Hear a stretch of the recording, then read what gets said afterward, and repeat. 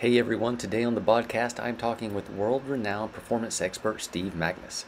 Steve is also an amazing author. He has a new book out called Do Hard Things. And today we are talking about doing hard things, being tough, and what actually is toughness. This is a great conversation and I really think you're going to enjoy it. Pull up a chair and buckle up. It's the Original Strength Podcast. Steve, first of all, I found out that you graduated from George Mason University. I did. That's really cool. My son, my youngest son, I'm actually going to ship him up there this Thursday. He's a freshman going into George Mason. Oh, that's amazing. Well, best of luck to them. I love my time there. I love the area there. So it was a lot of fun. Yeah, it seems like a really nice campus, and I've not heard anybody say anything bad about George Mason that's been there. So I'm excited. Yeah, that's amazing. No, as I said, I love my time there. So yeah, I have nothing but good things to say. So best of luck to him. Awesome. Second thing is you are a performance scientist. Yes. What is a performance scientist? Great. That is a catch-all term. That means I probably do a lot of different things. And maybe to explain that best is my background is in exercise physiology, my academic background, with a little bit of exercise psychology. And I applied that to runners for a really long time. But what happened is I kept like expanding, people would ask me from all sorts of sports and all sorts of walks of life. So I just went kind of like the catch-all of catch-all terms that says, hey, I help people figure out how to perform better. That's really cool. I thought that's something around that line. I just want to make sure that, the folks at home, they might know what a performance scientist is. But you're really so much more than that. You're a fantastic author. You have, I think, 4 books. Yep. But your latest book is Do Hard Things. And it's a really good book. And I got to tell you, it's not what I expected at all. Yeah, Tim, that was kind of intentional. Where it's like titles are often the toughest part of the book to figure out, as you might imagine. And with this one, we thought, okay, what is a core message that is important, but also will attract people to read the book, where hopefully I can give maybe a more nuanced, slightly different take on something and surprise people, hopefully, pleasantly. Well, you, sir, are brilliant because based off the title, it was not what I expected, but it was so much better. Like it was a really refreshing, very neat book. And I don't want to I want you to talk about it, but to me, it was like a layman's guide to Zen, or like how to really do inner work. You know what I mean? Like, I don't know. It was something so unexpected, but so when I was listening to him, I'm like, man, I need this. This is great. I love that. No, you're making me feel good, because you never know how people will interpret your work. That's one of the crazy things about writing. But you're right. It is so much of that kind of layman's guide to Zen, or that inner work, hopefully in a approachable manner, because so often what happens is we get so focused on the external, and the external stuff often sells. But it really is that kind of inner strength, inner peace that really allows us to kind of live our life to the fullest and take on difficult things. Yeah, I think anybody that gets this book is going to have a very useful tool or guide to help them do some inner work, or just to discover how to do hard things. Exactly. That's really my hope. And I'm so glad you picked up on that. So that makes me feel like, mission job done, at least for one reader. Well done. Yes, at least for me, for sure. But in the book, you do talk about hard things, and you talk about toughness. And could you just provide your definition of toughness? Yeah, absolutely. So I think my definition is this: it's experiencing any sort of discomfort. That could be stress, that could be fatigue, could be anxiety, and then figuring out how to create the space to navigate that discomfort. So you end up with taking what I'd call like a wise or thoughtful action. And I really tried to frame it around, the decision that you're making, because I think for too often with toughness or resilience, we often think of it as like, oh, I'm just going to put my head down, grit my teeth, and like bulldoze or push through this uncomfortable moment. And that might work occasionally, but more so it's like, well, how do we, that doesn't work all the time. And there's going to be situations where it's going to fail. So how do we thoughtfully navigate these moments? And that's what I really tried to center on. No, I thought it was great. Like I think it was maybe even the introduction of the first chapter when you were talking about navigating through discomfort. I was like, man, that is so simple and powerful at the same time. But that's perfect toughness, right? And because you are navigating through discomfort, could quitting be an act of toughness? Yeah, I think it is. And what really convinced me is I was talking to climbers, like people who climb big mountains like Mount Everest or what have you. And they put it to me pretty simple. They said, when you're almost at that summit and you can like see it, it's a couple 100 yards away or whatever, and you're going to get there. But with climbing, you have to realize, well, can I make it to the top and then turn around and make it all the way back down the mountain or what have you? And in that moment, the tough decision isn't to push forward because that's right there.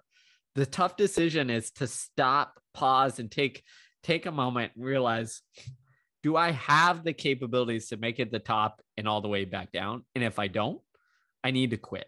Even though the thing that I spent months and years like training for is right there in my grasp. But you have to think of the big picture, which is like, will I make it back for my family, et cetera, all that stuff. So I think in a lot of ways, and I get it, that's climbing, but quitting is often the tough, right decision because it can open up our world and our space for something else to do. It's not necessarily a negative. It's saying, hey, I might need to prioritize this or that over here more so than this thing that, I've been persisting in and for a really long time. So absolutely, I think quitting can be the tough decision. Yeah, I think part of the hard part about quitting things is that like growing up, don't be a quitter. And you go into great detail in the book about how we just got the wrong idea of toughness. And well, how did we get the wrong idea? Like we all have this idea of like to be tough, but we do. And I think, everybody I talked to had the same idea of like, well, what was your idea of toughness growing up? Same thing. And I think what happened is this kind of what I'll now call old school model took over for a couple of different reasons. It's because we mistakenly thought, oh, this is what people who are tough in the military do. And then that became, oh, this is what people who are tough in sport do, which is, again, play through the pain, never quit, ignore any emotions or doubts. Like, don't even say that you have doubts, right? No crying in baseball, whatever kind of accolade you want to say, or, example you want to use, which essentially all sent the whole same message, which is, we silently, stoically almost push through everything. And if you don't, you're a quitter, you're a loser, et cetera, et cetera. And I think what that's done is it doesn't work very well if you look at the research and actual high performers. And B, it set this incredibly unrealistic expectation that if you aren't able to kind of quietly push through whatever it is, then you're the opposite of tough, which we often associate as weak, which is like this big negative like connotation with it, which often isn't true. Often it's you don't have the tools to maybe handle that difficult moment or haven't been taught or trained up to do so. So I think it does us a big disservice. And actually, if you look at some of the psychology and research, it shows the same thing, which is those who kind of adopt this old school model often, train and teach athletes or students or whoever, not how to be tough, but it trains them to essentially be less disciplined, have more emotional outbreaks, not know how to manage the emotions of winning or losing or stress because they've only been given one simple strategy. So the old model actually backfires over the long haul. Is it possible that the old model could train people to be immature in decision making? Absolutely. I remember one particular practice for football in middle school called "I Will Not Quit Day" that my team experienced after we lost by like 40 something points, and it's a miracle that anybody that was in that practice is alive today because of that one day. And like out of fear, though, out of fear of not getting to be able to play again or having to ride the bench or not, get in a starter position or whatever. It was just in fear of the coach. We all did it just to get through it. But inside, like every bit of me was screaming, "This is stupid. Like you shouldn't be doing this. This is not right." And I'm like, but out of the fear of not being able to be on the football team or whatever the fear was, we did it anyway. At least I know I did it anyway, but I was with 22 other people. And I don't know, like to me, that could almost set me up in the future. And that, because I've done other stuff out of fear, right? Out of, or not wanting to disappoint somebody or whatever the reason, overriding my own intuition though. Exactly. I think that example is one that a lot of people resonate. In fact, in writing and research the book, I talked to a lot of people who had similar stories, and they all, explain the same kind of conclusion. I did it. I survived it. But the experience was I was getting through it not because I thought this would get me better or would help me or like it was motivating to me. It was essentially because I was, afraid of punishment or being kicked off the team or whatever, or disappointing someone. And what you're doing there is that you're exactly right, is when that is what we internalize, we're internalizing and developing and stoking this fire of, oh, I should be motivated out of fear. And what we know is that motivation style over the long haul fails because it isn't very strong or robust. It relies on, this kind of short-term emotion that was meant to like, make us escape the lion for a situation where it's like, yeah, fear works in that situation, but it's not meant to like sustain your junior high and high school football career for years on end. Right. And we know from, again, decades of psychology work that what the motivation that actually lasts is motivation that is intrinsic, that is internal, that is like, I want to pursue this out of, getting better or the joy in the pursuit or seeing progress or whatever have you. So absolutely, that old model can backfire intensely. And in fact, if you look at most of the situations where, we almost celebrate, coaches, especially in athletics, that do crazy difficult things, and people are like, oh, look at the strong ones, they survived. If you look at what the athletes actually said, they said, I survived out of fear, or I only lasted because, I didn't have anything better to do. In some of the like 1950s, 1960s football examples, people will say it was either stay on the team or go back and work in the fields, which I didn't want to do. So I stayed on the team. And what you realize is the people who sometimes quit, they were sometimes like secure, and they said, you know what, football might not be for me, but I can go join the baseball team or, whatever in an avenue where I can excel and not kind of, perform out of this place of fear. How does, or does it, does purpose or lack of purpose play a role in a person's ability to do hard things or to be tough?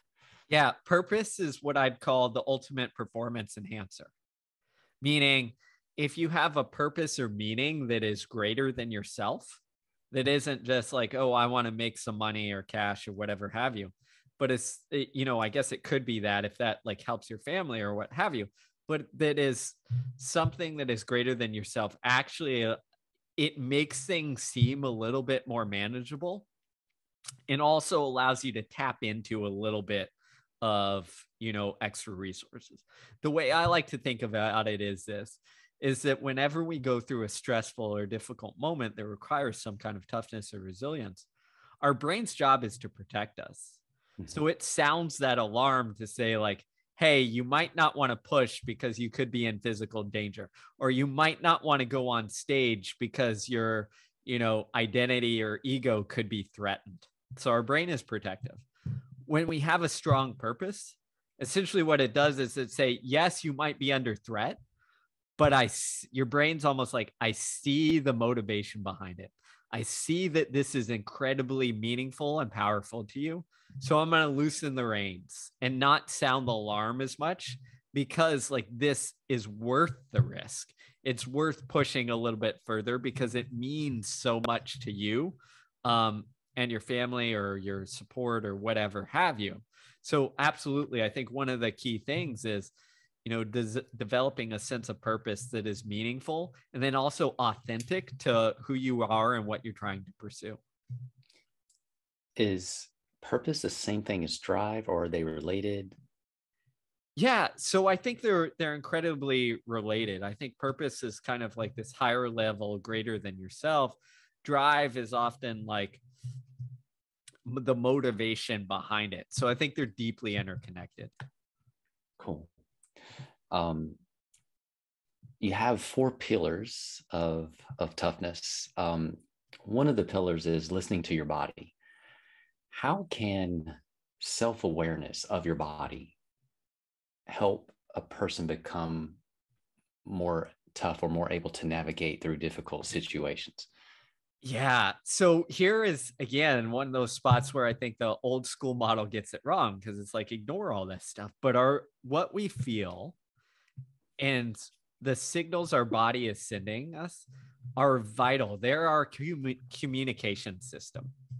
And an example I like to give here that really gets this clear is if you've ever dealt with young kids. My wife is an elementary school teacher, so she's the one who taught me this. But she said, one day, why do kids throw tantrums? Have you ever watched a kid throw a tantrum? I'm like, I've seen it, not as much as you, obviously. She said, well, when you ask them what's wrong, what do? They say, like, I'm sad, and they always say like the same thing. It's a very limited vocabulary. Have you ever thought about why that happened? She'd asked. And I'm like, no. She said, well, it's because they're experiencing this barrage of emotions, often that they don't know when they're maybe, first time in kindergarten or first grade or what have you. They're experiencing this barrage of emotions and they can't sort through them because they don't know the nuance that maybe you or I do as adults. So everything is sadness. Well, we might say, instead of sadness, we might say, I feel lonely or disappointed or frustrated or jealous or what have you. All of those things get lumped into the same thing for them. And what this tells me is pretty simple, is that, our emotional world is really complex. And if we understand the nuance of it, it allows us to understand the message and then deal with the stressful thing a lot better. So if I know I'm lonely, then I can go call a friend or, go out to eat with friends or what have you. If I know I'm jealous, well, that allows me to understand like, okay, I can rationally work through this. In a lot of ways, like understanding and listening to your body, it's similar when we go through physical pursuits, right? Anybody who's trained as an athlete has to quickly learn the difference between pain that means injury and pain that might mean a little bit of fatigue or soreness or tiredness. One you can work through. Another, you want to say, hey, like, let's stop and evaluate. The only way we can understand, that nuance is like being in those situations and gaining that self-awareness to distinguish what is what and which signals are being relayed to us. That's awesome. And I don't want to go into all the pillars and stuff because I think people should read this book. So I'll just ask you a few more questions.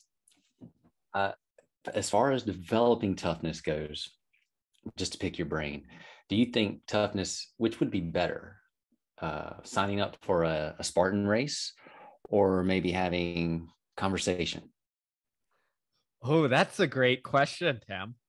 So that's a really good question. So I think there is value in both things, in the sense that both things could put you in a Spartan race could put you in a kind of novel new environment that stretches your capabilities and makes you feel a little uncertain.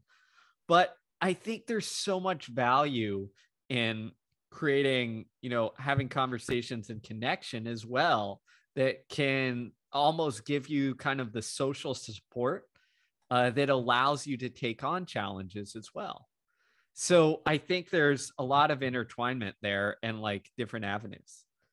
Yeah, at the one of I think it was towards the end of the book, but you were talking about people that suffer together or have experiences together. And old school model is, well, if you suffer together, you have a bond. But that's really not the case. Where it was maybe if they had shared experiences that they were passionate about or like interested in, that would really create bonds that could forge toughness and even in relationships. Exactly. And I think that's, what the research says, is that sense of trust is intricate and vital when you're developing those kind of bonds and relationships, and that toughness and resilience.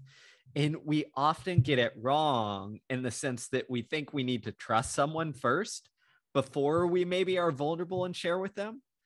But what the latest psychology tells us is it's kind of opposite, is that we share and are vulnerable with others in conversation.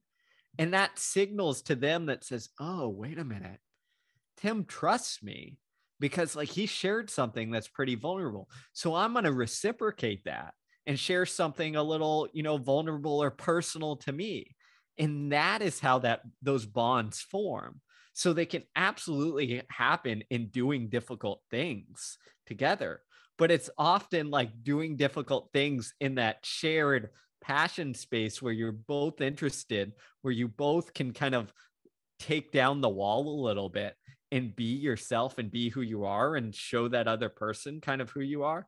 That's kind of where the magic happens. And in fact, I was reminded of this wonderful research that was done in the military, where often we think like, oh, the shared difficult moments are where these military operators, soldiers, create bonds and trust. And it certainly plays a role. But what the researchers concluded was it was the in-between times that matter more. So the conversations when they were just waiting for something else to happen, the shared nothingness of, it's just me and my platoon or squadron or whatever you want to call it. And we're just here spending time between those difficult moments, is where that connection and community and sense of bond came and developed. And I think that applies to all the rest of us, especially in this world that often like pushes us away from those in-between moments where we can have those conversations. Right on. Yeah, like, and you had that theme kind of going throughout about vulnerability, and dropping, the not being fake, or putting the face out there that we want everybody to see, instead of being vulnerable. And all I could think about was, I read this book called A Course in Miracles, and it had this theme that in my defenselessness, my safety lies. Mm. And anyway, your book just resonated so strongly with me on so many different levels. But again, I think so well done, so much better than I expected. And that's not a slam at all. I didn't know. But so if you're listening to this, Do Hard Things by Steve Magness, you need to check this book out. But he is not just an author either. Steve, what is the growth equation? Yeah, the growth equation is the podcast and newsletter that I do with my good friend and colleague Brad Stolberg, and we're really looking at just kind of performance holistically, performance, success, well-being, health, and trying to try and like cut through all the confusion and just really say, hey, what are the basic things that really work? and the foundation of that. So that's kind of our mission, because there's so many, like, I don't know what I call like hacks and quick fixes to things. But as we've talked about in this conversation, it's often not the hacks and quick fixes that work, but it's like those central things to being a human, which are like community, connection, meaning, sense of purpose. Like those are where the gold lies. So like, let's really focus on those. And that's what we try and do on the growth equation. And there's some great content on there as well. So if you're listening, check that out, The Growth Equation. Steve, if people want to learn more from you and just get totally plugged in with you, where can they go? Yeah, you can find me all on social media at Steve Magness. You can check out my books wherever books are sold. And then, as I said, we've got that newsletter at The Growth Equation, which I think is thegrowtheq.com, which is a weekly free newsletter that goes out to a bunch of people where we just kind of have fun on the latest science and psychology of performance and well-being. Right on. Of your 4 books, what's your favorite? That's like asking what your favorite kid is. Yep. I think, you know, each book is written at a specific time for a specific purpose. And I think they all have their kind of roles. So, you know, it just depends on what resonates with you. Next hardest question, crunchy peanut butter or creamy peanut butter? I am a creamy peanut butter guy. And do you still enjoy running?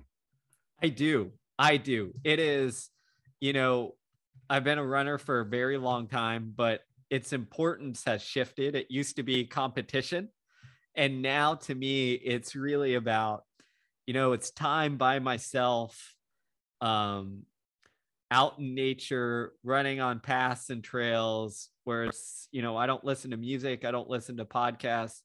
I'm just spending time in my head and, you know, often thinking about things and just kind of almost having that kind of like Zen-like meditative moment where I'm just kind of in the zone. So it's a big stress reliever in my life. And I think whether that's running or going on walks or some sort of other exercise or whatever it is for you, I think everybody should have something like that in their life.